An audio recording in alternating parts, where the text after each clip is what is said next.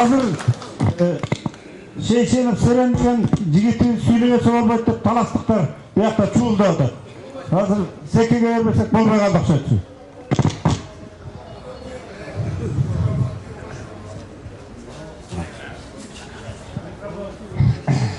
Geçip koyunuzlar hemen.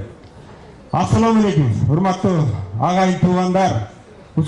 Şu bugünkü жаңылануу, тазалануу деген элдик чыныкый жүпүнү карапайым элдин курултайы болуп атканына жараткан Алла Таалага ыраазычылык этели. Ушу бүгүнкү курултайды элдик улуттук курултайды уюштуруу тобуна ушу аксакалыбыз, данышман аксакалыбыз деп талас эли тааныган, кыргыз эли тааныган Дастакенди баштаган ушу берип отурган аксакалдарыбызга, айымдарыбызга миң мерте ыраазычылык этебиз. Шулар үчүн бир каты кол чалып койсоңуздар.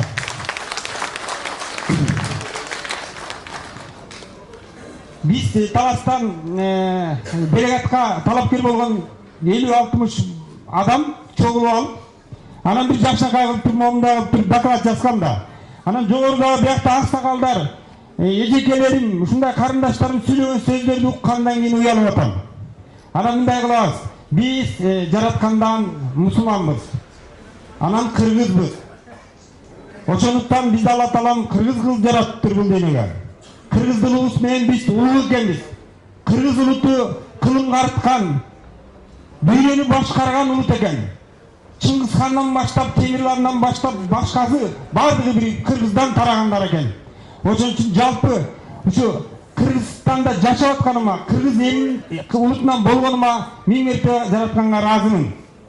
Андан кийин бердеги мына жазылып аткан беттердин баарын окуп таанышып чыктык. Албетте бүгүнкү курултайда коюлуп аткан күн тартиптеги маселелер туура. Албетте ар бир областтагы эле көйгөйлөрдү көтөрө берсек, биякта эң чоң нерсебиз жатат экен. Бул азыркы жаңы биздин идеология. Biz ilgili özümüzün ele kırışçılıkka gelişimiz gerek. Manasa Tavus çoğun azapka çıkkanda döngü çıkıyor öyle, kineçine kuruyor öyle, o şeyden öyle çeşitliyor öyle anayın Kıtay'dın varın torkalagan dönüyor. Ha bizde gerekti. Buna hazır kuçurda birlik jönünde aytpaga öndezem bir aytpaskada ayla jok bolup kaladı.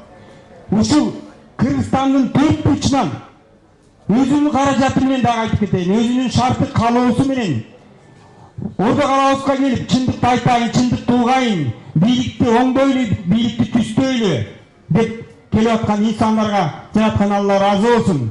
Анан кийин биздин кадыр баркыбыз ушунчалык экен. Ушул кафенин ээсине рахмат, аты да алтын экен, алтындан качып жүрсүн. Алтындан деп аталган экен. Бирок жараткан Алла Таалам ушул биздин баркыбыз опера балет филармонияда Заnkı otura turgan жердеги баркыбыз даражабыз бар болчу. Эмне үчүн биз акыбга чейин биз мындай жерде айткан жокпуз. Анткени бизди куугунтуктап атат, тынчыбызды койбой атат. Арабызда да азыр бери агенттер отуруп, Жетиспаевга, Табалдиев мырзага же Алмазбек Шаршеновичке селен айтты деп. Анан берде биздин баркыбыз ушул тынчыбызды койбой, мына жерлерде баарыңарды айтпасаңар деле ишенем. Жанагы ГКМБ деген бар. Жанагы УД деген бар, прокуратура деген бар, күч структуралары биздин жарандык жаңылануу, жарандык алдыга чыгуу, жарандык активдерди басып атат. Биз кайсы мамлекетте жашайбыз? Баш мыйзамда жазылып турат. Демократиялык, укуктуу, унитардык, светский деп. Светский деген эмне экенин билбейм бирок ушуга чейин. Орусчаны жакшы эле билем бирок. Эми урматтуу бүгүнкү улуу деп деле айтайлы, улуу курултайдын башталышы ордо калабызда кетти. Мен бул курултай токтолбосо экен, биздин аксакалдарыбыз аман болсо экен, ден соолукта болсо экен, жогоруда айтылып өткөн бүткүл ой толгоолорго жана сунуштарга кошуламын. Анан бизди таластан эл мындай аманат берди эле. Азыркы учурда талас чегесинде чоң бир жаңжалдын астында туруп атабыз дагы. Кудай өзү кечирсин, биз катарда бурадар катары, жаран катары тынчтык жол менен эле бийлик алмашып, Абхазиядагыдай болсо эле туура болмок да деген неме бар да. Азыркы учурда сиздер билгендей массалык маалымат каражаттарында жери алтын кени деген бир оору пайда болду. Кунттөрдүн братишкасы. ел жұрт, бұл жері болу, күнтөр болу, бұл таласқа же үскөлі тандық емес. Кыргызстандын бүт жер байлыктары үстүндөгү астындагы мамлекетибизге жана ошондогу элге таандык деп баш мыйзамда жазылып турат. Эмне үчүн биз бөлүнүп жарылышыбыз керек? Эмне үчүн таластагы көтөрүлүп аткан көйгөй Баккелдин жараңына же Оштун жаранынын жүрөгүн жаралабаш керек? Жеридин алтыны, Кыргыздын алтыны. Азыркы учурда күнтөрдү кандай кылып сатса, таластын алтын кенинде 15 жыл алтын кен бар. Кичинекей чөчөктөй жерде турабыз 215 миң эл менен. Биз кантип тең кылабыз? Кантип Кыргыздын учу узарат?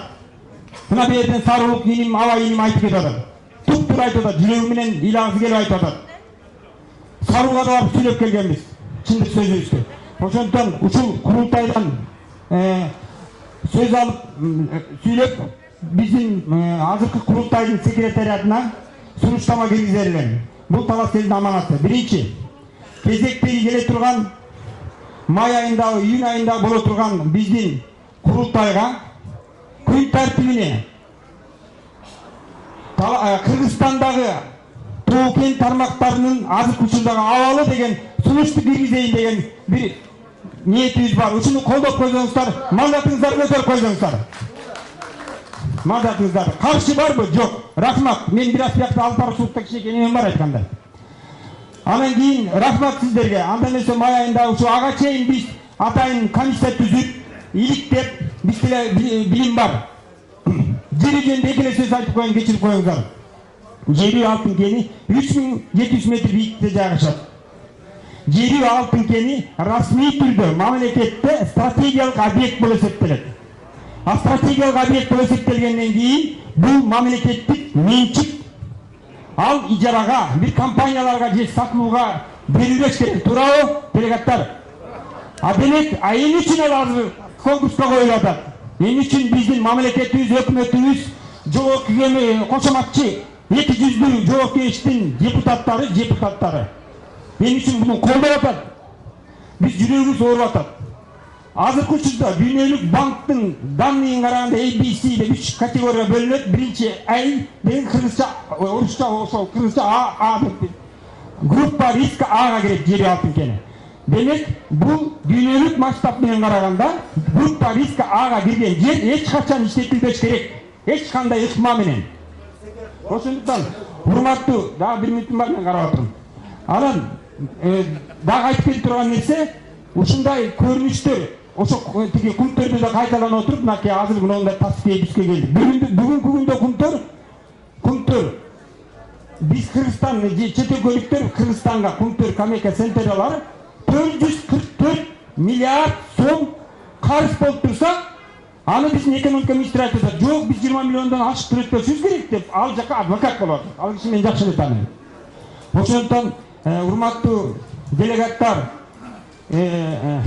дагы бир ушул кичинекей сунуш, бизде ушу Талас элдин ынтымагы деп областтарда деле башка областтардын ынтымагы бар, карапайым элдин ынтымагы бар. Ушул макул десеңиздер, ушу резолюцияга, ушу азыркы резолюцияга, чечимге, ушул курултайдын чечимине Кыргыз эл ынтымагы деген кыймыл түзсөк деген сунуш бар. Ушуга ким макул десеңиздер, чыныкей патриотторун эмеңиздер көтөрүп койсоңуздар. Рахмат. Каршы? Жок. Анда эмесе, урматтуу бүгүнкү делегаттар, өкүлдөр, башты өйдө көтөрөйлү.